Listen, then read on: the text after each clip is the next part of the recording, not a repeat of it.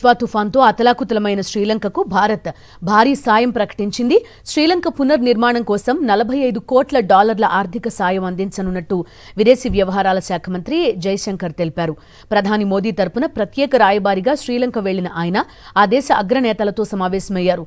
ఆర్థిక సాయంపై మోదీ రాసిన లేఖను శ్రీలంక అధ్యక్షుడు అనురకుమార దిశనాయకేకు అందించారు. పొరుగు దేశానికి సాయం చేయడానికి భారత్ ఎప్పుడూ ముందుంటుందని ప్రకటించారు జైశంకర్.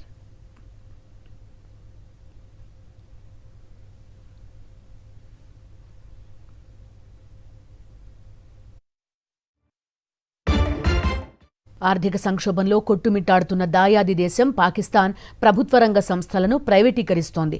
దివాలా తీసిన పాక్ ప్రభుత్వ రంగ విమానయాన సంస్థ పాక్ ఇంటర్నేషనల్ ఎయిర్లైన్స్ ని విక్రయించింది. అరీఫ్ హబీబ్ గ్రూప్ ఈ సంస్థను $135 బిలియన్ కొనుగోలు చేసింది. పాక్ జాతీయ విమానయాన సంస్థ PIAకు నిర్వహించిన వేలంలో 3 సంస్థలు పోటీపడ్డాయి. ఓపెన్ ఆక్షన్లో అరీఫ్ హబీబ్ $135 బిలియన్లకు PIAను దక్కించుకుంది. ఈ ఒప్పందం ద్వారా ప్రస్తుతం PIAలోని 75% షేర్లు బదిలీ అవుతాయి. మిగతా 25% షేర్లను కొనుగోలు చేయడానికి 90 రోజుల గడువు ఉంటుంది.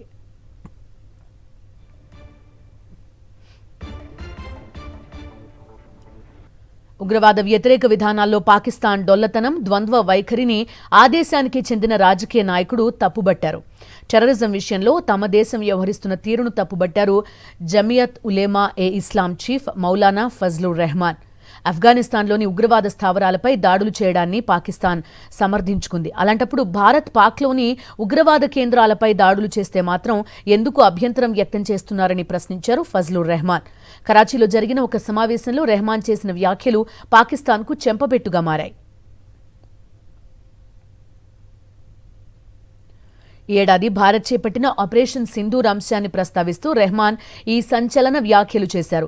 పహల్గామ్ ఉగ్రదాడికి ప్రతీకారంగా భారత్ మే 7న పాక్ ఆక్రమిత కశ్మీర్, పాకిస్తాన్లోని 9 ఉగ్రవాద స్థావరాలపై మెరుపు దాడులు నిర్వహించింది. ఈ చర్యను పాకిస్తాన్ తీవ్రంగా ఖండించింది. అయితే పాకిస్తాన్లోని బహావల్పూర్, మురుద్కే వంటి ప్రాంతాల్లో ఉగ్రవాద కేంద్రాలున్నాయని స్పష్టం చేశారు ఫజ్లుర్ రెహమాన్. భారత్ వాటిని లక్ష్యంగా చేసుకుని దాడులు చేస్తే తప్పేంటని ప్రశ్నించారు.